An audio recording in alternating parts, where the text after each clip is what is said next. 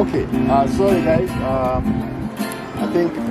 sorry I'm being a bit emotional, but you know, some of the staff who are singing here today, some of them have been with me for many years, and it was their decision that they come and pray here in front of Tari, because this is the place for their livelihood since 2012, I think, 2011, 2012. So I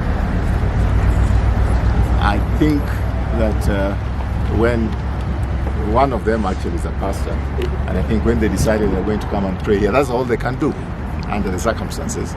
And I told them that I was able to make it on time myself, because I had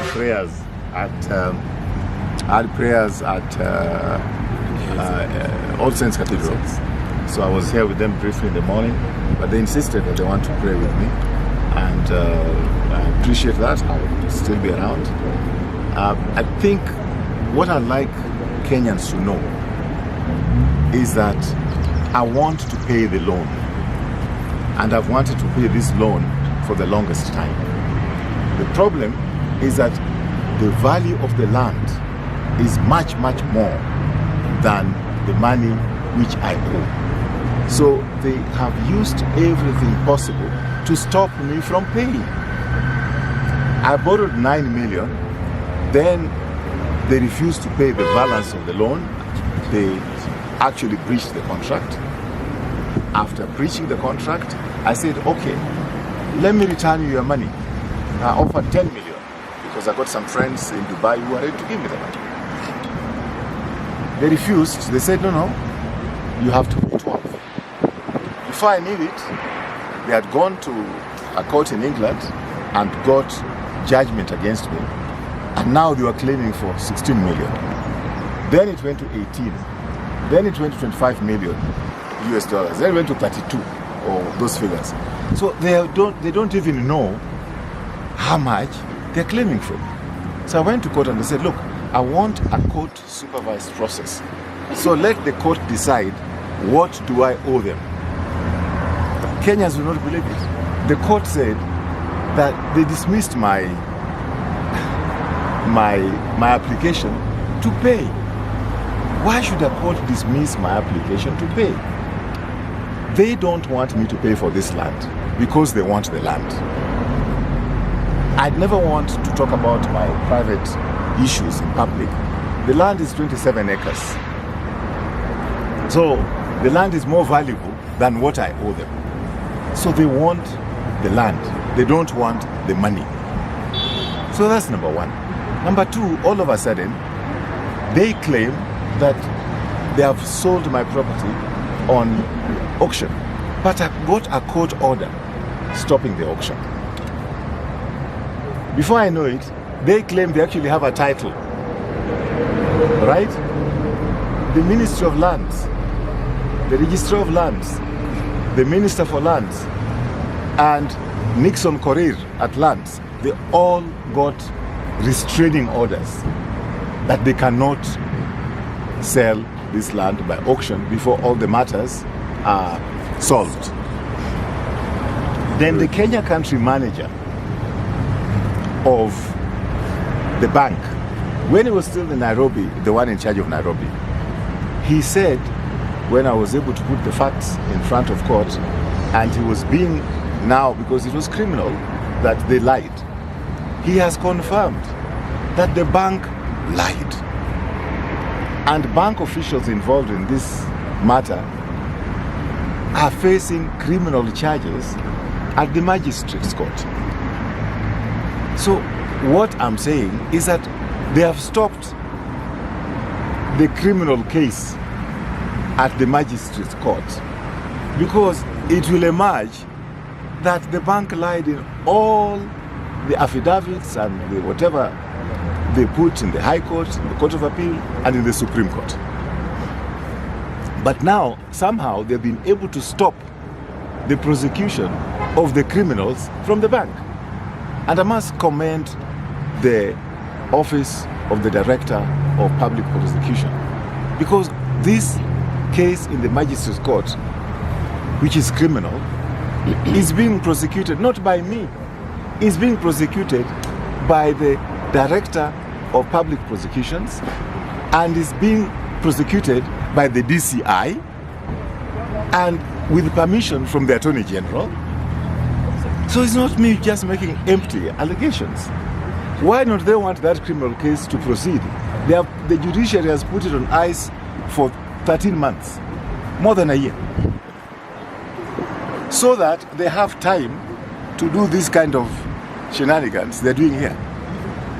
You don't want me to get the evidence, which I already given, which shows that the bank are criminals. You don't want the prosecution of the criminals in the bank to go ahead, to give you time to try and get my property on auction. That is very unfortunate, because if this is what is happening with somebody at my level, what are the ordinary wananchi saying? What are they going through? What are the ordinary wananchi going through, if I can go through this? So I'm not playing politics here. There is a criminal case against bank officials involved in this matter at the Magistrates Court. I'm not prosecuting it. It's being prosecuted by the DCI, it's being prosecuted by the Office of Director of Public Prosecutions. Why are you putting that case on ice and continuing? Because you know the information and any conviction which will come from that lower court will spoil the case for the bank in the High Court. So you want to go ahead with these High Court rulings before the evidence comes from the lower court. This is thuggery. It is thuggery. I have a question. My name is Lily Chebe from Tanzania. So what is the latest demand? What is it that you want, apart from auctioneering? What is it that they are saying that you refuse to do? And what is the latest demand that they are asking from you? Look, if they ask for the money, I've agreed to pay the money. Right? And their trick of asking for, their trick is that they moved it from 9 million to 12 million to 16 million to 18 million to 26 million to 32 million. I mean, they are moving the goalpost every time. More important, there is a law in Kenya. It's called the Diplom Rule. If I borrowed 9 million, even if I was guilty, I should not pay more than 18 million. No more than double. That is the law. But then they say they are exempted from that because they operate under the English law. Fair enough. But why is it that as East Africa Development Bank, Kenya pays from taxpayers money, gives them money? Which means when it comes to their responsibility, they invoke international law. But when it comes to receiving money from Kenya, they get it from the exchequer direct. So why should taxpayers be giving money to East Africa Development Bank? And then when it comes to compliance with the Kenyan law, then they say they are governed, they are exempted. And there is no such exemption. And I'll make it interesting for you. On Friday, there was a case in Machakos, which they lost. Because there was a ruling last year that the EADB Act is unconstitutional in so many areas, but let me tell you the elephant in the house. The EADB Bank Act gives the Minister for Finance or the CS for Finance authority to remove money from the exchequer without parliamentary oversight or parliamentary approval, and may not be audited by the Auditor General, and they may not be supervised by the central bank. It is a cartel to steal the money of Kenyans. That is what it is. And I think that you guys should find out what I'm saying, if it is true or not true. Just check the EADB Act. Yeah, my next question is, you said you're not playing politics, but who's fighting you? Okay. I'm not playing politics because I have facts. Whoever wants to be able to see the political things on it, I know. Yeah, the reason I'm asking is because I think some days ago you actually said that someone... No, I'll explain to you. The company which claims that they have bought this property despite a court order which prevented any auction is a Mr. Jackson Chebet with a Mr. Kiprono, and the person who stormed this place with goons is a Mr. Kiprop. Those are the names. If I've lied, find out. But those are the names.